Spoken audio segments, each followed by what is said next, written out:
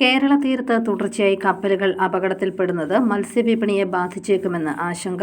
പച്ചമീൻ വാങ്ങാനെത്തുന്നവരുടെ എണ്ണത്തിൽ കുറവായി. മീൻകടകളിൽ ധാരാളം പച്ചമീൻ എത്തുന്നുണ്ടെങ്കിലും ജനങ്ങൾക്കിടയിൽ ആശങ്ക നിലനിൽക്കുന്നതിനാൽ പലരും മീൻ വാങ്ങുന്നതിന് തയ്യാറാകുന്നില്ല.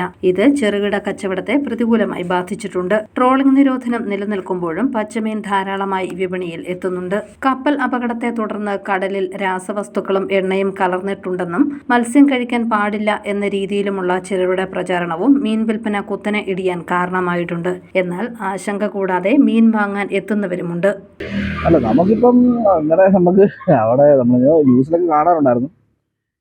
മറ്റേ ആ കണ്ടെയ്നറൊക്കെ പറഞ്ഞ് ഭയങ്കര കുറച്ച് സീനായെന്ന് പറഞ്ഞ് കേൾക്കുന്നുണ്ടായിരുന്നു. പക്ഷെ നമുക്കതിലൊന്നും ഒരു വിശ്വാസമൊന്നുമില്ല. അങ്ങനെ ഉണ്ടെങ്കിൽ ഗവൺമെന്റ് തന്നെ പറയുമായിരുന്നല്ലോ, ഇപ്പം നിങ്ങൾ കടലിൽ നിന്നുള്ള മത്സ്യബന്ധനം മീനുകൾ ഒന്നും മേടിച്ച് കഴിക്കരുതെന്ന് പറയുമായിരുന്നല്ലോ. അപ്പം അങ്ങനത്തെ ഒരു സംഭവം നമ്മൾ വിശ്വസിക്കുന്നില്ല. സ്ഥിരം മേടിക്കും. ഞാനിവിടെ മീൻ മേടിക്കാൻ വന്നതാണ്. അപ്പം ഇവിടെ കടകളൊന്നും ഇല്ല. അപ്പം ഇവിടെ ഞാൻ ചോദിച്ചപ്പോൾ പറഞ്ഞ് രാവിലെ 8 മണി വരെ എങ്ങാണ്ടൊക്കെ ഉള്ളെന്നാണ് പറഞ്ഞത്. പക്ഷെ ഇവിടുത്തെ നോക്കിയിട്ടൊന്നും ഇവിടുത്തെ മാർക്കറ്റുകളൊന്നും ഇടിയുന്ന ലക്ഷണമൊന്നും ഇല്ല. അത്യാവശ്യം വലിയ കുഴപ്പമില്ലാത്ത രീതിയിലാണ് പോകുന്നത്. News bureau, Kottayam.